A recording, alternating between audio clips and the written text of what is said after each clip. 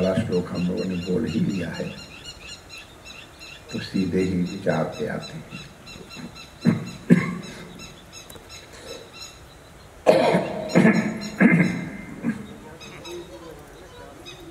नारायण नारायण नारायण नारायण।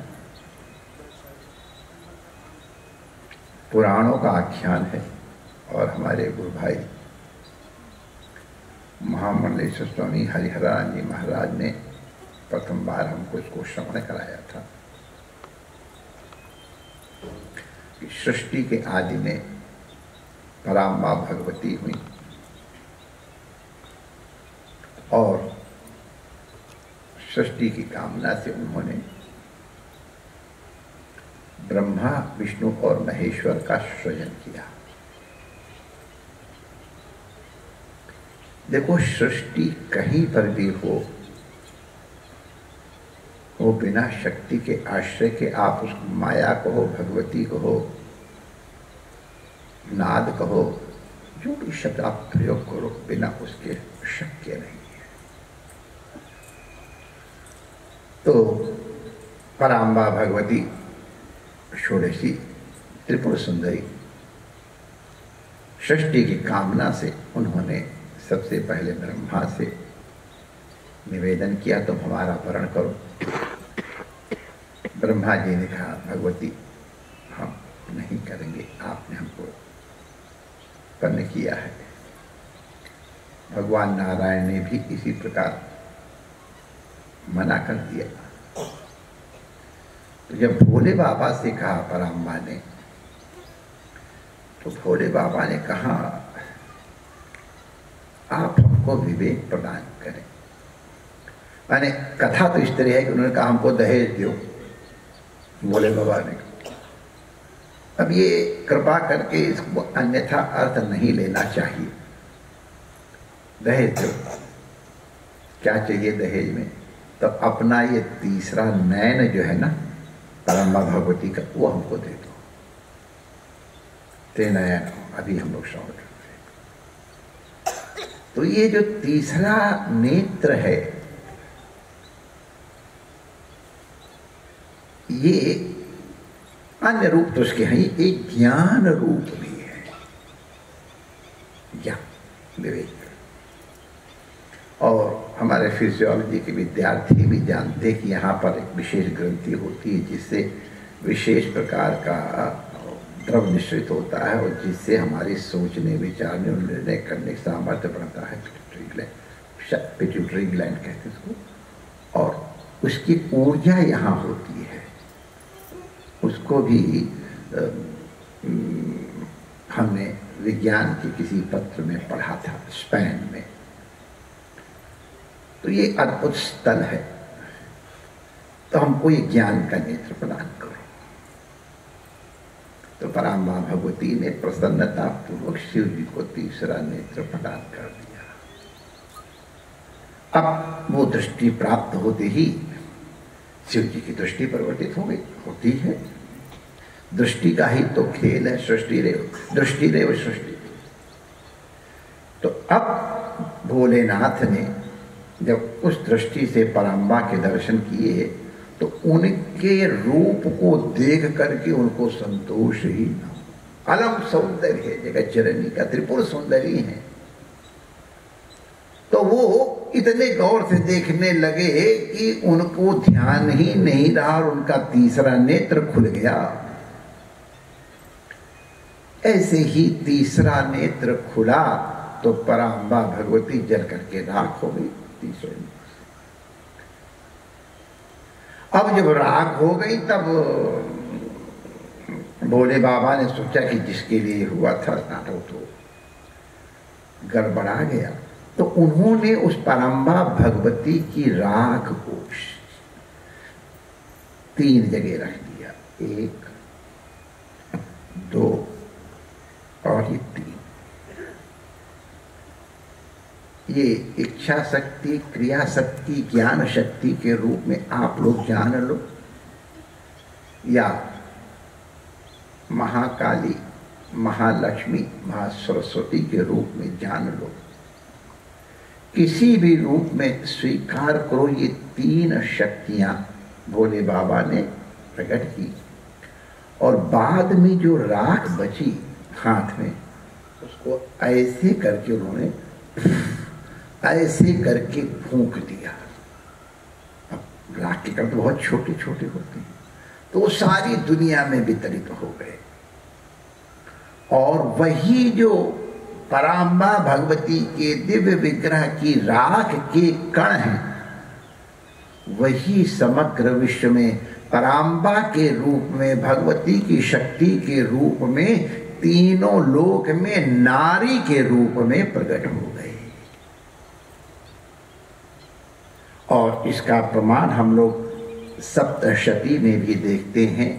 स्त्रिया समस्ता सकला जगत्सु त्वया पूरिता, हे अम्ब, हे माता, स्त्रियां सारे जगत की आपका ही स्वरूप है। ये महिमा हमारे शास्त्रों की है। भगवान अपने जब विभूत योग का वर्णन करते हैं तो प्रत्येक वर्ग के प्रधान को अपना रूप बताया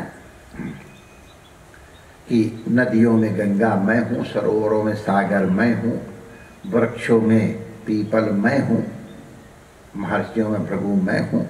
इस प्रकार बताते बताते सब में एक एक नाम बता दिया कि इस रूप में मेरी विभूति प्रकट है। लेकिन उन्होंने स्त्रियों के वर्ग का कोई वर्णन नहीं किया। सब में एक एक विभूति, और हर स्त्री के लिए वर्णन आया है। नारी नाम बिना किसी विशेषण के है। हर नारी में मैं कीर्ति श्रीवाच्य नारी नाम स्मृतिर्मेधा धृति क्षमा, इन छह रूपों में मैं हर नारी के अंदर विभूति रूप से बैठा हुआ हूं। अब इसका हम क्या वर्णन करें। क्षमा कितनी है जननी में, धृति कितना है। वास्तव में घर को या विश्व को या जगत को संभालने वाली वो नारी शक्ति ही है। हम लोग तो नित्य नारी पूजा करते हैं। अब आज एक नाटक बना रखा है सब लोगों ने आज का दिन, तो इसलिए हम विशेष रूप से चर्चा कर रहे हैं, वरना हम लोग तो नित्य शक्ति पूजक हैं। पंचदेवों में भी शक्ति की पूजा हम करते हैं। हमारा राष्ट्र ही है जो स्त्री के हर रूप में पूज्य रूप में दर्शन करता है। नई नई बालिका भी जननी के रूप में देखी जाती है। छोटी बच्ची को भी अगर हम माँ कह देंगे तो उसको कुछ अड़बड़ा नहीं लगेगा। एक बार हम जसलोक हॉस्पिटल में थे और एक भगवती थी नर्स, उनको मैंने माता जी कह दिया तो she was affected. Do I look that old? मैं तुमको इतनी बूढ़ी लगती है कि तुम मुझे माँ कह रहे हो? तो मैंने कहा नहीं, हम लोगों की माता ये दृष्टि है। हम आप क्या, आपकी ग्रैंड डॉटर होगी उसको भी माँ कहेंगे। दक्षिण में तो बिना माँ कहे वो उच्चारण ही नहीं करते। इंद्र माँ, लक्ष्मी माँ, इस तरह से उच्चारण करते हैं। तो हमने मातृ रूप में उनके दर्शन किए हैं, शक्ति रूप में उनकी उपासना की है। हर स्थल पर भगवतियों की महिमा का बहुत वर्णन है। जहां पर वैराग्य का वर्णन आया, क्योंकि स्त्री शरीर पुरुष शरीर की प्रकृति ने बनाया है, अपनी आवश्यक लिए कमजोरी है, आकर्षण का केंद्र है। और जो विशेष प्रकार के साधक हैं या जो शास्त्र की मर्यादा का पालन करने वाले, उनके लिए अगर इस तरह से वर्णन किया गया है तो उसका तात्पर्य उस शरीर में वैराग्य दर्शन के निमित्त है, न कि उनकी निंदा में तात्पर्य है। जैसे छोटे बच्चे को चॉकलेट से रोकना तो उसकी दिन अरे तुम्हारे मुंह में ये दांत खराब है, कैसे कैसे वर्णन करते हैं।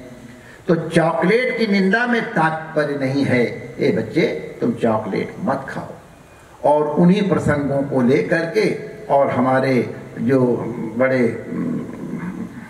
समझदार लोग वही कह करके इस तरह का वर्णन है, इस तरह का वर्णन है करते हैं।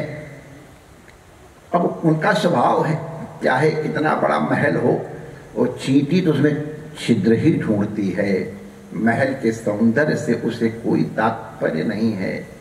इसी प्रकार हमारे यहाँ इन भगवती शरीर का, मात्र शरीर का, अरे पत्नी को भी पूज्य रूप में देखा जाता है माय डियर। केवल 2 जगह वो लेफ्ट में बैठती है, otherwise she is always seated on the right side. तो हम उस शक्ति के उपासक हैं और हर भगवती में उस पराम्बा भगवती के दर्शन करते हैं। उनकी कृपा से हमारा जन्म है, हमारी स्थिति है। हम अत्यंत भक्ति भाव पूर्वक उस पराम्बा को और भगवान की सभी विभूतियों को जो उनमें विद्यमान है, आज के विशेष दिन विशेष रूप से वर्णन करते हैं, उनका वंदन और अभिनंदन करते हैं और उनको प्रणामांजलि अर्पित करते हुए, यमुना महारानी भी तो उन्हीं के स्वरूपा है, तो उन सब माताओं को मैं इन्हीं में दर्शन करते हुए पुनश्च प्रणाम करके अपनी वाणी को विराम देता हूँ। जय श्री